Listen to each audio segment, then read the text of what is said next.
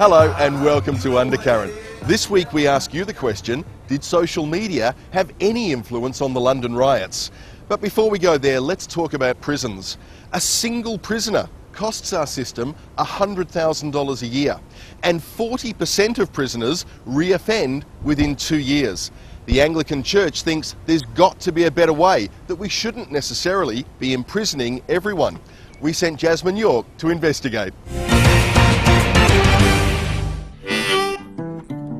It costs $100,000 to keep an adult in prison for a year. 40% of prisoners will re-offend within 2 years of release. Are prisons the only form of rehabilitation?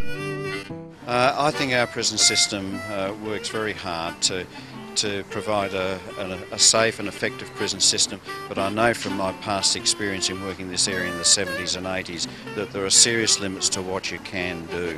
It is a strange thing that 10 years ago we had fewer people in prisons. Now we have more prisons, we have more people put into those prisons, so we have prison overcrowding, and yet our community feels less safe.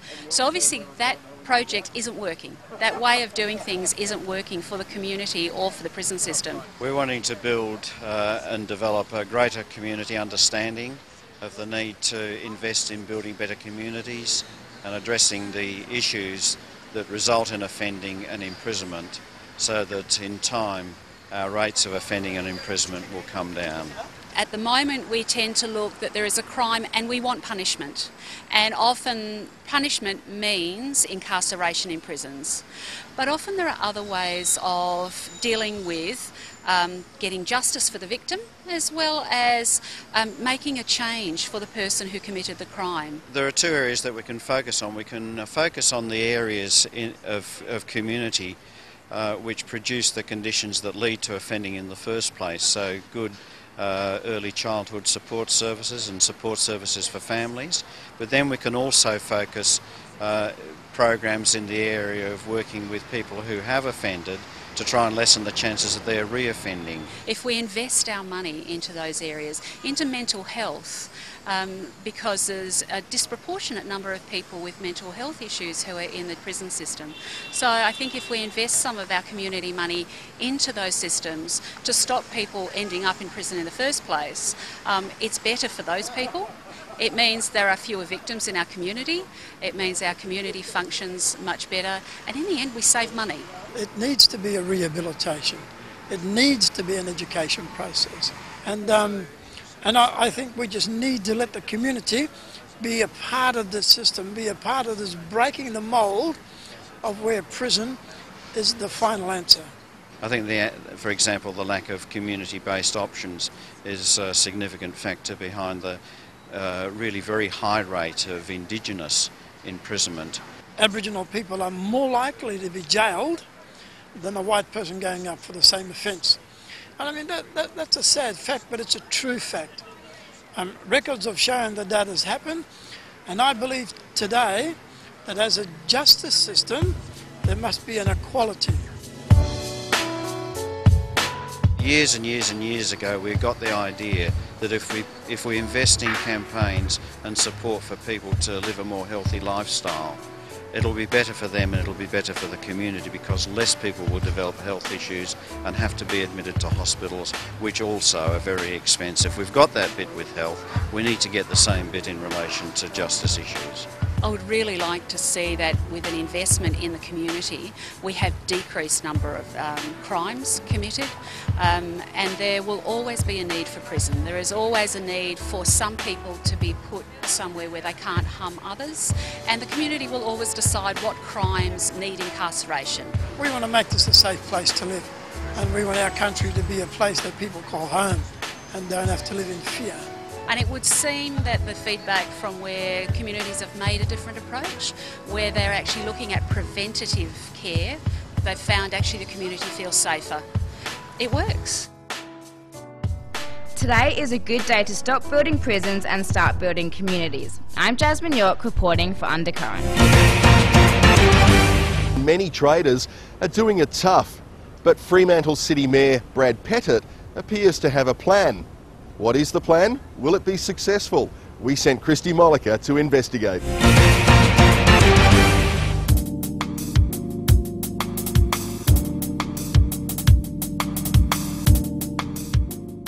After the America's Cup, Freo, as we love to call it, took on a new lease of life as the place to eat, socialise and shop. But it seems the colourful exteriors and inviting atmosphere may have faded a little, leaving traders scratching their heads trying to work out just how to drum up business with the dwindling numbers of passers-by. Brian and Sue Jordan have been running Indian shop Jalfrezi for 8 years. Brian and Sue are not alone in finding the current times tough. So Brian, what's it like being a trader in Fremantle these days? At the present moment, dreadful. Landlords, council, no one wants to help. Between, I'd say, 20–30% drop in trade in the last 12 months. What do you think the local government can or should do to help? They've got to start thinking, put more parking in, make parking cheaper, particularly on quiet days. You know, I mean, the council's got to do it because at the end of the day, if all the little traders go, the landlords start going bankrupt. They don't get the rates. Now, the Mayor of Fremantle has unveiled his plans for our port city's future. What do you think of the plans? If I could understand them, perhaps I'd be happy about them, but it's all written in gobbledygook. To help restore Fremantle to its full glory, local business owners and residents have formed a new group called the Fremantle Business Association. At the helm is Chairman Ivan Jaber. It started about 6 months ago, just before Christmas time, where a group of businesses got together and decided to start doing things cooperatively and working towards improving things in Fremantle. There is a bit of hardship in retail, especially in Australia and in the world, but it's also highlighted by some of the current issues we have in Fremantle, such as issues with parking, issues with not many people coming to town for several reasons, but mainly just not enough people being here Monday to Friday. Mayor of Fremantle, Dr. Brad Pettit, has also noticed our port city is in need of change. So much so, he even published an open letter in both the West Australian and the Sunday Times last week to talk about his proposed changes. In fact, what he has in store will be the biggest redevelopment our port city has had since the America's Cup. I think there is a real sense that Fremantle needs to go in a different direction, and what the council is doing that through getting more people living and working here. And key to that is actually revitalising the city centre. Now, we're going to do that in a way that's quite careful, because we've never really managed to get good new development in Fremantle, because we've always had this debate about heritage versus development.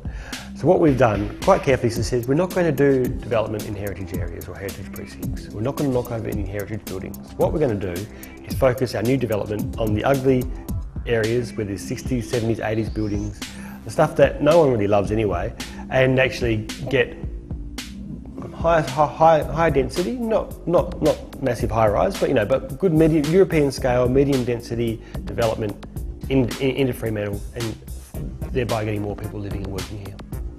Fremantle Council should be promoting Fremantle. This is a wicked problem and has multi-layered approach to it. They need to be talking up the Fremantle and also helping the traders. But in the downturn of retail, and when we should all be buying less stuff, perhaps we shouldn't be relying so much on retail for the vibrancy of the city.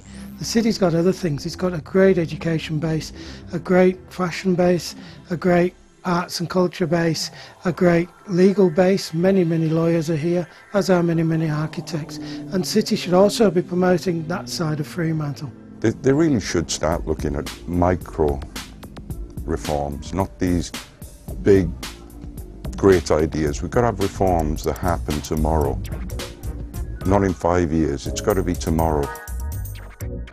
So if you are interested to learn more about the Mayor's plans for our port city, you can visit the website at www.fremantle.wa.gov.au. The team here at WTV are very interested to hear what you think. This is Christy Mollica reporting for Undercurrent.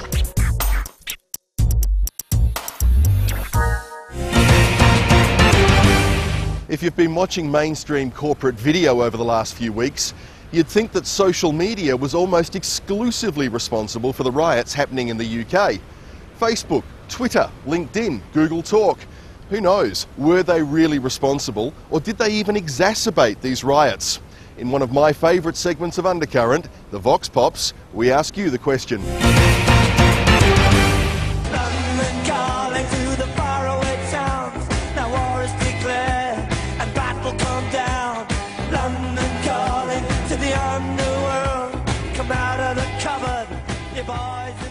We hit the streets of Perth to ask if social media is a contributing factor to recent rise of violence around the world, and if it should be governed more.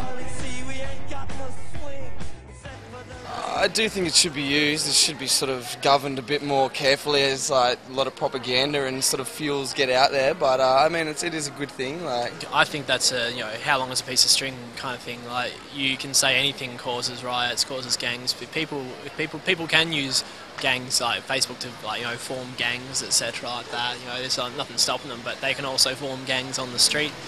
Do you think that Facebook should be banned or just continue? I never believe in banning anything, to be quite honest. Keep it open. You know who's creating the trouble. It'll be all there, your evidence. So do you think Facebook, Twitter and that just is bad and shouldn't be used and is a contributing factor? It's a contributing factor for sure, absolutely. I don't know, not really. I wouldn't say so. No, it's nothing to do with the media. It should be used like they got their rights to do it. I think governing social media websites and everything is just going to create more of an outburst due to people not liking government in the first place and wanting to rebel against it. The government in all countries, they've got to put their heads together and they've got to think about the young people coming up in time, because they're going to be the men of tomorrow. One of their problems, they said this morning, is the rich and the poor. There's too big a gap. That is quite true. English government need to be focusing more on the police force and how things get to this point. Stop worrying about dealing with it now. You should have worried about it before. You can't do anything now. Government in England wants to ban it completely. Do you agree with that, or do you think it should still be left open? Yeah, ban it. Ban it? Ban it. Yeah, it's trivial and banal, and get them back to university studying chemistry and physics. Do something useful. Social media is a contributing factor, but some believe the government needs to do more to prevent this from happening. I'm Jasmine York, reporting for Undercurrent. We'd like to know what you think as well, so why don't you come down and see us on Tuesdays at lunchtime in the Murray Street Mall? I'm sure you've got an opinion, and if you'd like to share it with Perth, we're happy to entertain you. Don't go anywhere, we'll be right back with more Undercurrent.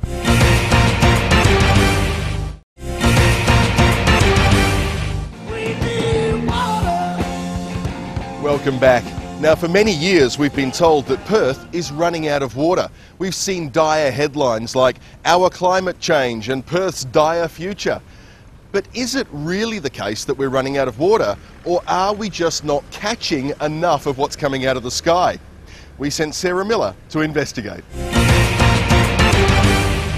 It seems as though Perth, Australia is a real cautionary story for us. Water is becoming an increasing issue in the city of Perth, and there is some concern about the sustainability of the city. Yeah, I mean, I'm reading here that it says unless drastic action is taken, Perth could become the world's first ghost city, a modern metropolis abandoned by the 1.7 million people there for lack of water. Why aren't more people talking about this? The graphs and statistics found on the Water Corporation website only show the amount of water actually making it into our dams, which is much less than the amount of rainfall we actually receive. So are we only being fed half of the story of Perth's water situation? The winter we've had so far, Sarah, has been fairly slow to start. So the amount of rainfall we've had, although Perth's had a reasonably good rainfall, we're only just slightly less than the average this year. The inflow that we've had is very low. So the runoff that we've had in our dams has been significantly low. The problem isn't to do with rainfall, it's to do with inflow into Perth dams, and that is being restricted because they do not allow catchment thinning anymore, which was a process that used to keep the dam levels of Perth dams at a high level. Do you think our problem is more due to insufficient resources for catching the rain, or is it purely a lack of rainfall? I think there are a number of issues which are contributing to our current water situation. The reality is that Perth is a fairly dry city, and it always will be. We should be becoming less reliant on our dams and the like for water catchment, and certainly we do need to be looking at a multiple variety of water sources, and recycling is the water that we do have, rather than pumping it out into the ocean, is an obvious place to start, as well as rethinking the way that we're using the water that we do have. What are the chances of us having to resort to drinking recycled water? Recycled water is a tremendous opportunity for a number of reasons, and we can use recycled water for things like we do now. The process is about the same as desalination. So the cost of the water from recycling would cost about the same as the cost of water from desalination. So they are expensive options. The days of cheap options for Perth are pretty well, I don't think there are any anymore. How efficient is the seawater desalination plant in terms of producing water? It's very effective. In fact, it's 100% reliable because it's a climate independent source, which means that we don't have to rely on rainfall for us to be able to deliver a consistent quality and quantity of product from the desal plants. All the desalination plants that we've got, both the Perth desal plant and the one that we're building at Binningup at the moment, are all powered by renewable energy.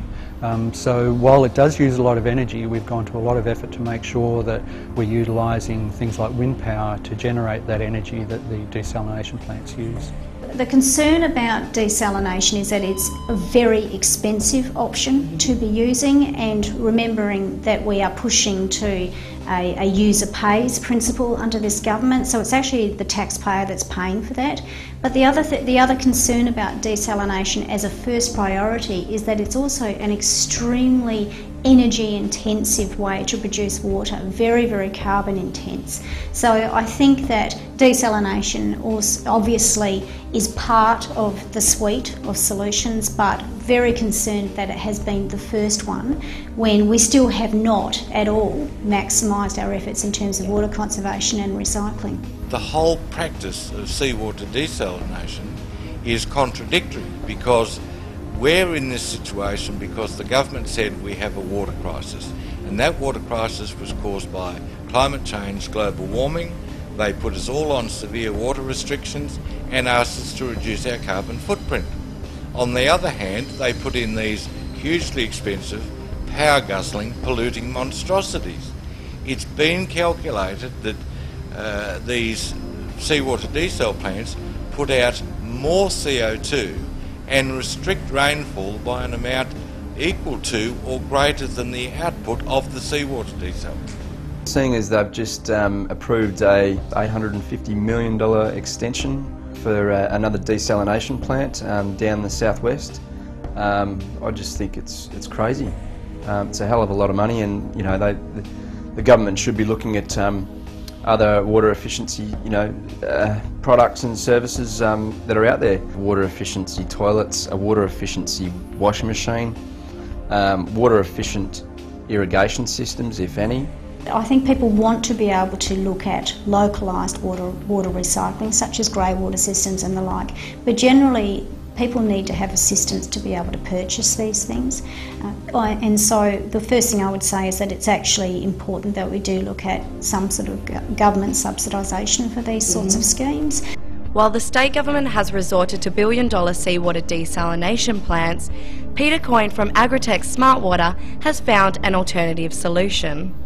Our main focus has been on Wellington Dam, largest dam in the southwest of the state, which has gone saline, and currently they have been discharging water, wasting water, to the ocean for over 30 years. We have put up a proposal to desalinate that water, which is far cheaper and far more efficient than seawater desalination. The public's response has been exceptional. So too has been the response from wastewater treatment groups, engineering groups and reverse osmosis groups throughout the world, who have described this project as a no-brainer. Why do you think the government is avoiding your effective proposal? I have wondered about that for a long time, as have many tens of thousands of people within this state. And I think that it really gets back to the fact that They don't want someone treading in their patch.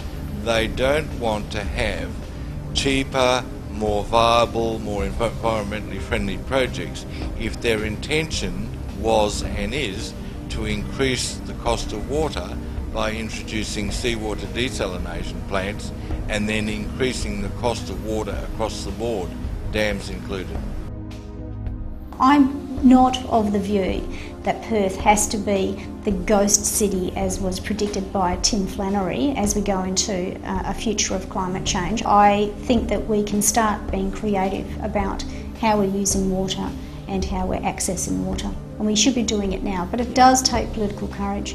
It does mean changing the legislation to actually enable that to occur, and I think the government needs to bite the bullet and be prepared to do that now. On the Agritech Wellington Dam proposal, that was a proposal that wasn't going to cost the government or taxpayers of this state 1 cent. It was going to save the water-using taxpayers $3 billion. It had no financial risk, no environmental risk to the government or to the Water Corporation, and it was refused. I would love to know the answer to that question. What was the Water Corporation's response to the Agritech Smart Water Wellington Dam project? I have no idea. You have no idea? No, I'm not aware of that one. If they keep on pushing the line that the public of Western Australia will have to be drinking treated sewerage water within the next couple of years, we just question that. We cannot understand why they would do that, given that we have vast quantities of water. Admittedly it's saline, but it can be treated cheaply and more efficiently. The annual dividend that the Water Corporation pay to the state government is around about $400 to $500 million per year. They are the largest contributor to the state coffers. What they don't tell you is that the Water Corporation, through its water management inefficiencies, loses 8.2 litres per household per day in Perth. Why isn't the Water Corporation doing something about these horrendous losses? Why is it punishing the public, as they have done with the Save 15 Buckets of Water a Day campaign? The Minister for Water was unable to provide an interview for this segment. However, he did provide a written response. According to the Minister for Water, the Water Corporation started a $20 million Wollongong catchment thinning project in 2005 to determine if catchment thinning will help increase runoff into our dams. If this process was applied to the whole of Perth dam catchment area, which is 31,100 hectares, an extra 51 gigalitres of water will flow into Perth's dams annually, which is an extra 30% compared to Perth's annual water usage.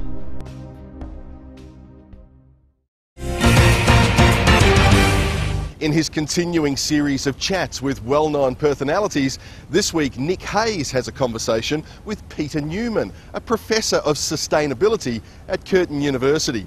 They talk about the carbon tax, they talk about solar panels, and most importantly, they talk about Perth's light rail. Is it true this program was brought to you by WA's most trusted car dealer, John Hughes? Absolutely. Peter, thanks for joining us. Let's dive straight into the main issue that's running around Australia at the moment in carbon tax. As the Professor for Sustainability at Curtin University, what's your position on it? I think I know what it is, but where do you think it's going? Yeah, well, if a Professor of Sustainability is against a carbon tax, it's a bit like a public health campaigner who smokes. I think it was inevitable that we joined the world. I'm on the IPCC. I was in Korea when the package was announced, and the 250 delegates that were meeting to discuss the future of the world were delighted to see Australia join it. And the interesting thing was that they thought it was really important for America, and they see Australia as being a test case and one that will make it easier for America to join up. Now that we've done it. Why is that? Why would the United States be looking at what Australia does? In many ways, we have backed America more than any other country. They feel good about us. So, okay, if we're heading down that track, well, perhaps we've got to too. You've played a big role in the transportation infrastructure of Perth. How are we looking? And light rail in Perth, can it happen? Absolutely. Right from the start, we said light rail was an important part of the mix, that we had to have fast rail down the main corridors and then linking light rail across the corridors. The engineering studies are being done to do it, and they've got mechanisms in place to raise the funds, and I like the way they're suggesting it's done with the private sector involved. I think we'll get a better result from that, and I think that we will see light rail happening quite quickly now in Perth, and that'll be a fantastic achievement and one that the city really needs. The state government's recently cut back the rebate there on the solar power systems there, the money gained going back into the power grid. Do governments actually get it? I mean, it was a very popular exercise. It was good for the environment, and yet they've just slashed a very popular program. Do they do this, in your opinion, across all those kind of initiatives? Look, I think that this was a responsible decision because it was very popular. It was incredibly popular, and it took off 150 megawatts of photovoltaics, way beyond expectation. The reality is that putting PVs on your roof is something that is going to happen driven by the private sector now. The market is taking over. Now, once governments get a sense that they don't really need to subsidise, well, they pull out. In the last 20 years, do you think people are making a decision environmentally through morality or through the hip pocket nerve? It's always a combination, but I think the last 20 years has been driven by morality, that the people choosing to live a lifestyle that's more environmentally sensitive have done so because they are educated to do so. But the most important driver in behaviour over the centuries has been price, and if you can get the prices right and they do reflect the environmental issues better, then you will get a much more significant change, and that's why the carbon price is important. Peter, what do you love about Perth? It is a special place. It is actually a very environmentally oriented place, much more so than they think in the east, and you know, they think it's all the Wild West over here, but when you come here, it seeps into your soul that this is a special place that needs protecting. Peter, thanks for joining us. Well, unfortunately, that's it for this week's episode of Undercurrent. Now, if there's been any stories tonight that you'd like to have your say on, do come to our Facebook page, or alternatively come to wtvperth.com.au and join our forums. We'll be back again next week. I'm Jason Jordan. Good night.